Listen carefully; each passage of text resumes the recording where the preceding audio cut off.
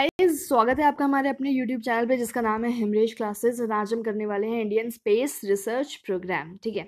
अच्छा, तो स्टार्ट करने से पहले ये आपको पता होना चाहिए भाई, इंडियन स्पेस रिसर्च प्रोग्राम क्यों, क्या क्या चीज़ है ये। कुछ नहीं है, देखो हमारा ही देश, क्या हर देश है ना, क्या करता है, सैटेलाइट्स लॉन्च करता है, रॉकेट्स लॉन्च करता है। क्यों लॉन्च करता है सैटेलाइट्स, ये सब क्यों लॉन्च की जाती है, ताकि हमें अपने देश के बारे में इंफॉर्मेशन मिल सके। ठीक है। और क्यों क्यों सैटेलाइट्स ही क्यों भाई, अच्छा व्यू दिखता है ऊपर से, साफ तरीके से, और हर चीज़ प्रॉपर तरीके से। अर्थ के चक्कर ही तो लगाती हैं ये सैटेलाइट्स, है ना। कभी मून पे जाती, कभी ये। तो ये इसीलिए ऊपर भेजी जाती हैं ताकि हमें अपने जो भी हमारी जो नीड्स हैं उनके चलते हमें इंफॉर्मेशन मिल सके। ठीक है। जैसे वेदर फोरकास्टिंग, वेदर के बारे में जानना है, तो ये इन्फॉर्मेशन कौन देगा हमें, सैटेलाइट्स, है ना। सैटेलाइट से ही हमें ये चीज़ें मिलेंगी। अभी कम्युनिकेशन हो गया, टेली कम्युनिकेशन हो गया, मतलब ढेरों चीज़ें। तो ये सारी चीज़ें सैटेलाइट्स के थ्रू ही पॉसिबल हो पाती हैं। तो इस चीज़ के लिए भाई सैटेलाइट्स ऊपर भेजनी है। ठीक है। और पूरा उसका ढंग से ध्यान देखना है, कितने दिन में पहुंच रही है, क्या कितने दिन में चक्कर लगा दे रही है। जो भी सारी चीज़ें, इंडियन स्पेस रिसर्च प्रोग्राम ही इसको देखता है, संभालता है। तो ये भाई इसकी प्रोग्रामिंग ज़रूरी थी, बिगिन मतलब इस ऐसा एक सिस्टम चाहिए था। तो ये हुआ 1962 में, हमारे कंट्री में 1962 में इंडियन स्पेस प्रोग्राम जो है स्टार्ट हुआ 1962 में। उसके वहाँ तब उस टाइम पे प्राइम मिनिस्टर जो जवाहरलाल नेहरू थे, उन्होंने एक कमिटी स्टैब्लिश करी जिसका नाम था इंकोस्पार। और वो कमिटी, इसकी फुल फॉर्म है Indian national committee for space research. ये इसकी फॉर स्पेस रिसर्च, हाँ, ये इसकी जो है फुल फॉर्म है इंकोस्पार। ये एक कमिटी है जो अपने जवाहरलाल नेहरू जी ने, इन्होंने इसको स्टैब्लिश किया। और हेडेड बाय, यानी कि इसके हेड थे विक्रम साराभाई। बहुत ही इंपॉर्टेंट नाम है, याद रखेंगे सब। विक्रम साराभाई इसके हेड रहे। अब चलो ठीक है, कमिटी बन गई 1960। अब कमिटी बन गई, अब सोचा कि भाई रॉकेट्स वगैरह जो है जो लॉन्च करा जाता है। तो 1962 में एक स्टेशन का वो हुआ, जो इसका नाम है Thumba equatorial rocket launching station. यानी कि एक भाई जहाँ से हमारी रॉकेट्स वगैरह उड़ेंगे, जिस जगह से, वो जगह भी तैयार होनी चाहिए। तो एक रॉकेट लॉन्चिंग स्टेशन जिसका नाम था Thumba equatorial rocket launching station वहाँ पे बनाया गया, जिसको हमने शॉर्ट फॉर्म में टर्ल्स लिखा हुआ है। और ये बनाया गया। उसके बाद 1963 में 21 नवंबर में, आपको ये सारी डेट्स याद रखनी है। तो 21 नवंबर 1963 में पहला जो हमारा रॉकेट था, जिसका नाम था नाइक एपिके, इसका नाम था, फर्स्ट साउंडिंग रॉकेट था ये इंडिया ने लॉन्च करा 1963 में 21 नवंबर में अपना फर्स्ट साउंडिंग रॉकेट लॉन्च हुआ था। ठीक है। तो आप ये बहुत इसको याद रखनी है। और पूछा जा सकता है कहाँ से लॉन्च हुआ था, तो भाई टर्ल्स स्टेशन था, टर्ल्स, वहां से ये लॉन्च किया गया। ठीक है। Okay fine. अच्छा, अब ये तो अभी रॉकेट लॉन्च हुआ था पहला, तो अभी याद रखेंगे पहला पहला रॉकेट कब लॉन्च हुआ। उसके बाद आते हैं भाई कि 15 अगस्त 1969 में इंडियन स्पेस रिसर्च ऑर्गेनाइजेशन का फॉर्मेशन हुआ, यानी कि इसरो। सबको पता होगा इसरो। सबने वो मूवी देखी है, मंगल मिशन नाम है ना उसका, हाँ। वो मूवी बिल्कुल बहुत सही है इंडियन स्पेस के बारे में जानने के लिए, है ना। तो आप चीज़ें जान सकते हो उससे। चलो कोई बात नहीं, उसने नहीं भी देखी किसी ने, तो ऐसा कोई ज़रूरी नहीं है कि नहीं जान पाओगे। तो ये है इंडियन स्पेस रिसर्च ऑर्गेनाइजेशन, यानी कि इसरो। तो 15 अगस्त 1969 में इसरो का गठन हुआ। इसरो क्या था, इसरो भाई वही, इसरो पूरा सैटेलाइट्स को देखना, बनाना, करना, सारी चीज़ें का जो चाबी थी वो इसरो के हाथ में थी। इसरो ही इन सब चीज़ों को देखता था। फाइन। इसका हेडक्वार्टर जो था वो बैंगलोर में था। और ये इसरो का गठन हुआ।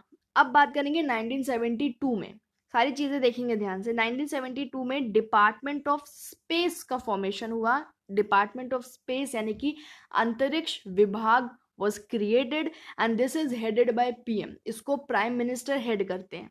अच्छा, इस डिपार्टमेंट ऑफ स्पेस का एक सेक्रेटरी भी होता है, जो कि ऑटोमेटिकली इसरो और स्पेस कमीशन का चेयरमैन, एक्स ऑफिशियो चेयरमैन बनता है। ठीक है, तो अगर मैं बोलूं कि इस समय इसरो का चेयरमैन कौन है, तो आप बोलोगे के सिवान है। अभी बता रही हूँ, के सिवान इसरो का चेयरमैन है। मैं बोलूं अगर कि सेक्रेटरी, डिपार्टमेंट ऑफ स्पेस का सेक्रेटरी कौन है इस वक्त, तो आप बोलोगे के सिवान ही है। तो आप समझ लो, मतलब जो भी सेक्रेटरी डिपार्टमेंट ऑफ स्पेस का रहेगा वो चेयरमैन इसरो का रहेगा। ठीक है, पहला जो सेक्रेटरी था वो थे विक्रम साराभाई, यानी कि पहले अपने चेयरमैन इसरो के कौन थे, विक्रम साराभाई। अभी प्रेजेंट में है के सिवान। ठीक है ना, ओके। अब बात करेंगे भाई 1970। अब देखो इसरो फॉर्म हो गया, डिपार्टमेंट सब कुछ फॉर्म हो गया। अब 1975, 1972 से आगे बढ़ के 1975 में इंडिया ने अपनी पहली सैटेलाइट लॉन्च करी। इंडिया लॉन्च्ड, अभी क्या था, रॉकेट्स लॉन्च हुए थे, है ना। रॉकेट, फर्स्ट साउंडिंग रॉकेट जो अपना 1963 में लॉन्च हुआ था। अच्छा, यहाँ पे हम सैटेलाइट की बात कर रहे हैं। इंडिया ने अपनी पहली सैटेलाइट लॉन्च करी जो कि है आर्यभट्ट। सबको पता है आर्यभट्ट इंडिया की पहली सैटेलाइट रही है। ये डिजाइंड कंप्लीटली इन इंडिया, यानी कि इसका पूरा डिजाइन सब कुछ इंडिया में तैयार किया गया है। लेकिन इंडिया के पास उस वक्त लॉन्चिंग व्हीकल नहीं था। यानी कि देखो, सैटेलाइट, मान लो ये सैटेलाइट अपनी, ये सैटेलाइट बना दी इंडिया ने, कंप्लीटली डिजाइन कर दिया सैटेलाइट को, सारी चीजें देख देख कर, सारे कंडीशंस वगैरह सब वो करके। लेकिन अब क्या होता है, सैटेलाइट अपने आप उड़कर तो नहीं जाती है ना ऊपर, सैटेलाइट उड़कर नहीं जाती ऊपर। सैटेलाइट को ले जाने वाला एक व्हीकल होता है ना, एक व्हीकल होता है सैटेलाइट को ले जाने वाला। बहुत गंदा डायग्राम बनाया, पर आप समझो कि उस व्हीकल में ही सैटेलाइट जाती है। आप देखते हो ना, अगर मूवी भी देखी हो या फिर अभी इस पे या अपनी न्यूज में भी काफी चीजें आती हैं, बाहर आ चुका है, तो रॉकेट सा, एक रॉकेट टाइप एक लॉन्चिंग व्हीकल होता है। वो रॉकेट टाइप उसको ऊपर लेकर जाता है, उसमें सैटेलाइट होती है और वो रॉकेट ही उसको ऊपर लेकर के जाता है। ठीक है, जिसको हम लॉन्चिंग व्हीकल बोलते हैं। ये होना बहुत जरूरी है, अदरवाइज सैटेलाइट को ऊपर कैसे ले जाया जाएगा। लेकिन इंडिया के पास उस समय सैटेलाइट को लॉन्च करने वाले व्हीकल्स नहीं थे। तो इंडिया ने अपनी सैटेलाइट तो लॉन्च कर दी, पर जो उसको डिजाइन कर दिया, कंप्लीटली डिजाइन हो गई, पर जो लॉन्च, अब उसको लॉन्च करने के लिए व्हीकल चाहिए, वो व्हीकल उसको कहाँ से मिला था, रशिया से मिला था, सोवियत यूनियन से मिला था। और उस जो व्हीकल का नाम है वो है कॉस्मोस 3M रॉकेट। ठीक है, याद रखेंगे, ये अपने को रशिया ने दिया था। ठीक है, रशिया ने दिया था, और रशिया वहीं पे ये लॉन्च हुआ था। कहाँ पे, कापुस्तिन, या कापुस्तिन एक टाउन है रशिया में, वहां से ये लॉन्च किया गया था। ठीक है, क्योंकि लॉन्चिंग व्हीकल अपना रशिया के पास था, अपना नहीं, रशिया ने ही हमें दिया था। तो आर्यभट्ट जो अपनी सैटेलाइट थी वो उसी में बैठ करके ऊपर गई थी। समझ गए इस चीज को। हमारे पास उस टाइम अपने व्हीकल नहीं थे, लॉन्चिंग व्हीकल। लेकिन धीरे धीरे बाद में अपने अपने व्हीकल्स इसरो ने बनाने स्टार्ट करे। ठीक है, तो आपने इतना याद रखा, फाइन। अब आते हैं हम 1979 पर। 1979 में ISRO launched Rohini 1A satellite from its own launch site at Satish Dhawan space centre, या फिर इसको हम श्री हरिकोटा रेंज भी बोलते हैं, जो कि आंध्र प्रदेश में है। अब देखो क्या हुआ, अब देखो, हमने क्या किया, आर्यभट्ट सैटेलाइट लॉन्च कर दी। ठीक है, और उसका हमारे पास लॉन्चिंग व्हीकल नहीं था। लेकिन बाद में धीरे धीरे धीरे करके 1979 में जैसे हम आए, तो इंडिया ने अपने लॉन्चिंग व्हीकल बनाए, लॉन्चिंग व्हीकल अपने बनाए। ठीक है, लॉन्चिंग व्हीकल बनाए, और उसी लॉन्चिंग व्हीकल में उसके बाद अपना उन्होंने सैटेलाइट भेजनी शुरू करी। फाइन, तो पहला लॉन्चिंग व्हीकल जो इंडिया ने तैयार किया, ठीक है, वो था SLV। कौन सा था, SLV, satellite launching vehicle, SLV-3। ठीक है, SLV-3 जो है वो लॉन्चिंग व्हीकल, इंडिया का पहला लॉन्चिंग व्हीकल था ये। और इस व्हीकल में बैठ करके रोहिणी 1A सैटेलाइट ऊपर गई। ठीक है, पहला लॉन्चिंग व्हीकल हो गया ये अपना SLV-3। अच्छा, from its own launch site, अपनी ही लॉन्च साइट पे। पहला जो आर्यभट्ट था, आर्यभट्ट हमारे इंडिया में से लॉन्च नहीं हुआ, यानी कि आर्यभट्ट हमारी इंडिया में से नहीं उड़ा, वो रशिया की जमीन पर से उड़ा भाई। लेकिन अभी फिलहाल जो अपना हमने SLV-3 भी बना लिया, SLV-3 बनाया, अपने लॉन्चिंग व्हीकल भी बनाया और अपनी लॉन्चिंग साइट भी थी, जो कि कहाँ पे थी, जो कि थी सतीश धवन स्पेस सेंटर, जिसको हम श्रीहरिकोटा रेंज भी बोलते हैं, आंध्र प्रदेश में है। और यानी कि इसको याद रखेंगे SDSC, ये बहुत आता है, ठीक है। SDSC ये अपनी जो क्या था, ये लॉन्च साइट था जहां से हमारा रोहिणी 1A सैटेलाइट जो है लॉन्च की गई थी, और व्हीकल का नाम क्या था, SLV-3। तो कब ये हुई थी, 10 अगस्त 1979 में।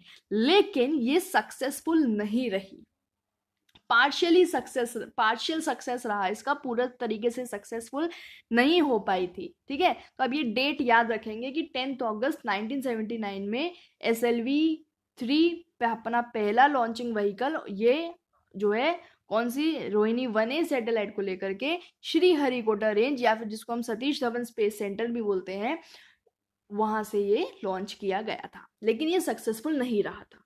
फाइन। तो अब देख रहे हैं यहाँ पे SLV के बारे में, ये SLV यानी कि सैटेलाइट लॉन्चिंग व्हीकल। तो याद रखेंगे पहला लॉन्चिंग व्हीकल अपना satellite launching vehicle. First launch इसका कब हुआ, मैंने बताया 10 अगस्त 1979 फ्रॉम श्रीहरिकोटा, ठीक है। लॉन्चिंग व्हीकल क्या था, SLV-3, ठीक है। लेकिन ये पार्शियली सक्सेसफुल रहा। अच्छा, अब जो SLV-3 की सक्सेसफुल वाली जो फ्लाइट रही, सक्सेसफुल लॉन्च इसका हुआ, फर्स्ट सक्सेसफुल लॉन्च 18 जुलाई 1980 में।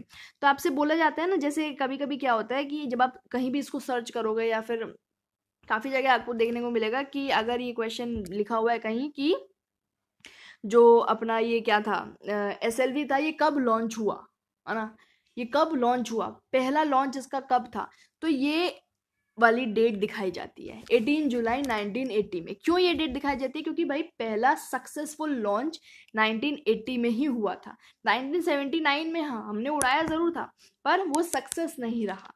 तो पहला सक्सेसफुल लॉन्च था भाई, तो 18 जुलाई 1980 में SLV-3 का ये पहला सक्सेसफुल लॉन्च था, ठीक है। ISRO became one of the 6th largest state agency, मतलब अब भैया हमने अपनी सैटेलाइट्स वगैरह बनानी शुरू कर दी, अपने लॉन्चिंग व्हीकल बनाने शुरू कर दिए, तो इसरो जो है 6 लार्जेस्ट स्पेस एजेंसीज में से एक हो गया, ठीक है। उसके बाद SLV-3 में ही 2 बार और लॉन्चेस हुए, एक हुआ मई 1981 में और एक हुआ 1983 में अप्रैल में, ठीक है। तो यानी कि 4 हम कह सकते हैं, 4 जो है सैटेलाइट लॉन्चिंग व्हीकल की स्पेस रही मतलब वो रही, ट्रैवल फ्लाइट रही, ठीक है ना। तो SLV-3 एक पहला जो वो सक्सेसफुल नहीं हुआ, दूसरा वो सक्सेसफुल था 1980 में, तो इसी को कभी कभी पहला मान लेते हैं, सक्सेसफुल लॉन्च था क्योंकि। और उसके बाद 2 और हुए जो कि मई 1981 में थे और 1983 में अप्रैल में थे, ठीक है। तो सैटेलाइट लॉन्चिंग व्हीकल का आपको समझ में आया, जो कि SLV-3 हमारा पहला लॉन्चिंग व्हीकल था। याद रखनी है सबको ये बात। अब देखो जैसे धीरे धीरे क्या हो रहा है, धीरे धीरे ग्रो कर रहे हैं हम, है ना। तो SLV-3 जो अपनी सैटेलाइट पहली थी, वो जो है काफ़ी कम वेट की सैटेलाइट अपने अंदर रख करके उसको ट्रैवल करने की क्षमता रखती थी। लेकिन इसी के चलते हमने और भी आगे के लॉन्च व्हीकल्स, और भी व्हीकल्स बनाने शुरू करे। तो उसके बाद बना ASLV यानी कि ऑगमेंटेड सैटेलाइट लॉन्च व्हीकल।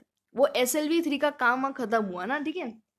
तो अब SLV-3 अब जो है ऑपरेशन में नहीं है, तो ASLV था। उसके बाद क्या हुआ, ये थ्राइस दैट ऑफ SLV-3, यानी कि ये जो है मतलब जितना SLV-3 जो है अपने अंदर सैटेलाइट का वेट कैरी कर सकती थी, उसका 3 गुना जो है ये ASLV कर सकती थी। Can increase the capacity to 150 kg, यानी कि ये 150 kg तक की सैटेलाइट को अपने कैरी कर सकती थी अपने अंदर, ठीक है। ऑगमेंटेड सैटेलाइट लॉन्च व्हीकल, तो इतना इंपॉर्टेंट नहीं है। अभी उसके बाद है पोलर सैटेलाइट लॉन्च व्हीकल यानी कि PSLV। ये सारे लॉन्च व्हीकल्स हैं, ठीक है ना। PSLV ये जो है अभी फिलहाल करेंटली ऑपरेशन में है, ठीक है ना। तो फर्स्ट लॉन्च उसका हुआ था 1994 में, पीएसएलवी सैटेलाइट का। पीएसएलवी सैटेलाइट लॉन्च व्हीकल है ना अपना, ये व्हीकल है जो सैटेलाइट को लेकर के जाता है ऊपर। तो इसका लॉन्च पहला कब हुआ, 1994 में।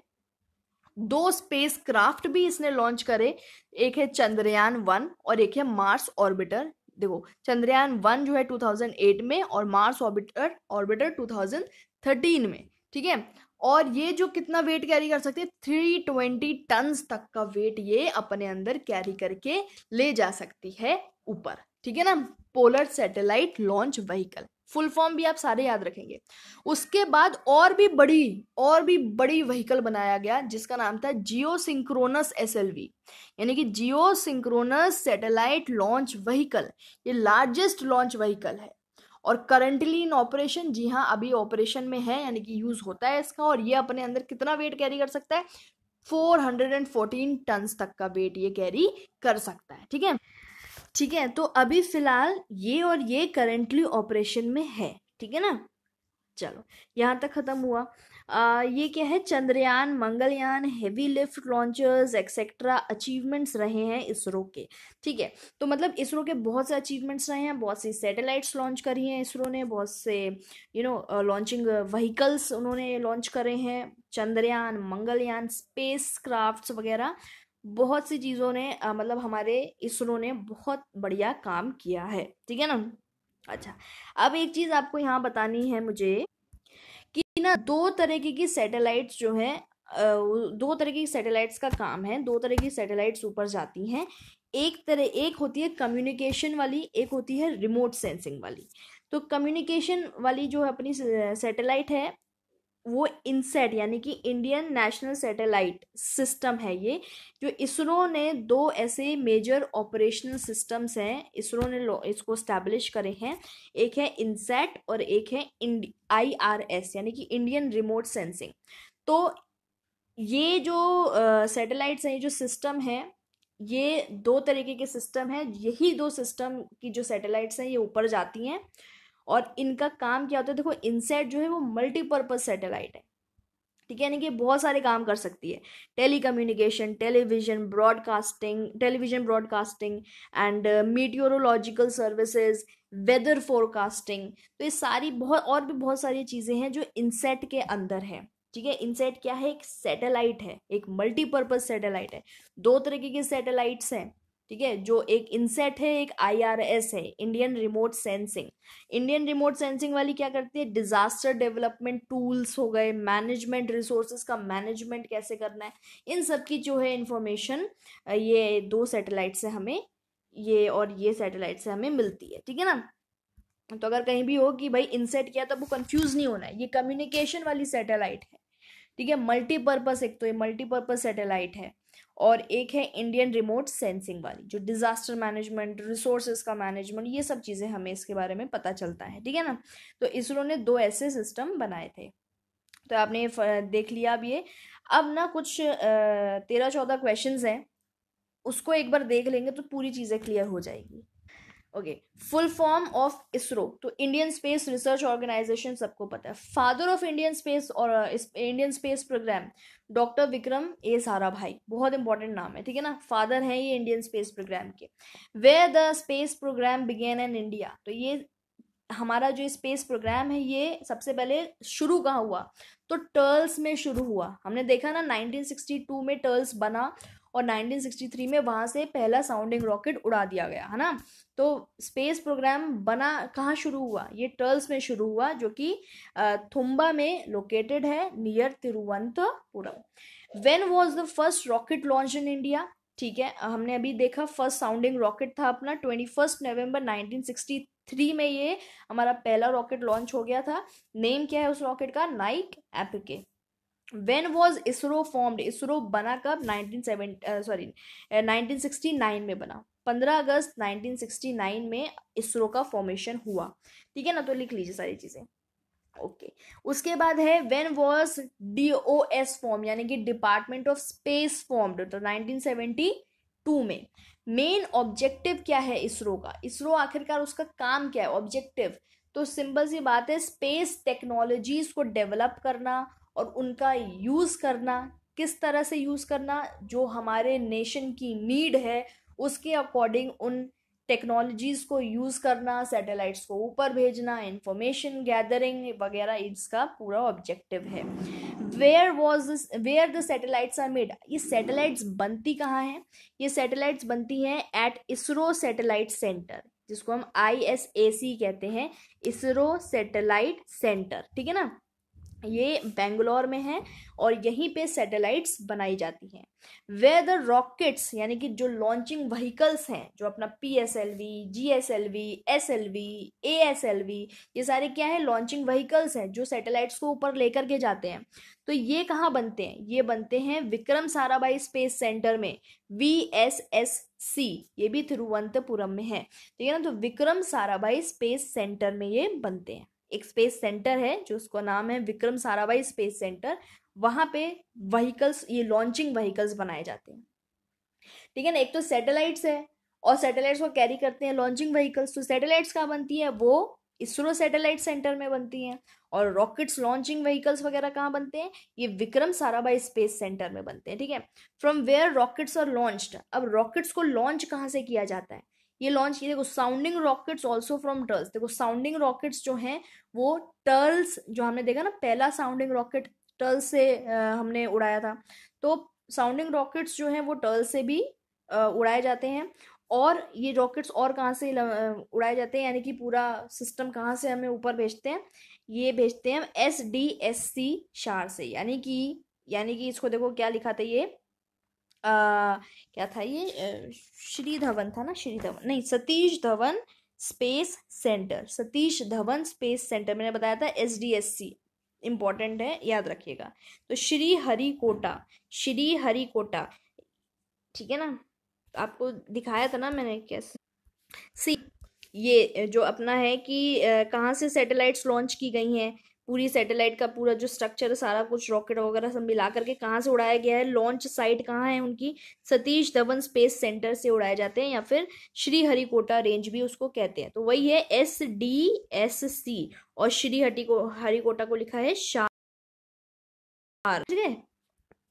तो एक तो ये हो गया कि रॉकेट्स वगैरह जो है यहाँ से लॉन्च किए जाते हैं, ओके। और देखो, रॉकेट्स को लॉन्चिंग व्हीकल भी बोलते हैं ना, लॉन्चिंग व्हीकल को रॉकेट बोलते हैं, और रॉकेट में सैटेलाइट रखी हुई है। तो ये सब कहाँ से उड़ाया जाता है? यहीं से उड़ाया जाता है। उसके बाद VSSC क्या है? ये विक्रम साराभाई स्पेस सेंटर है। कब बना था? ये 1972 में बना था। ये जो विक्रम साराभाई स्पेस सेंटर था, इसमें क्या हो रहा था? क्या हो रहा था भाई? इसमें हमारे लॉन्चिंग व्हीकल्स, यानी कि जो रॉकेट्स हैं वो बनाए जाते हैं, है ना, यहाँ पे। How many centres of ISRO? 6। First launch vehicle कौन सा था? बहुत बढ़िया, SLV-3 था।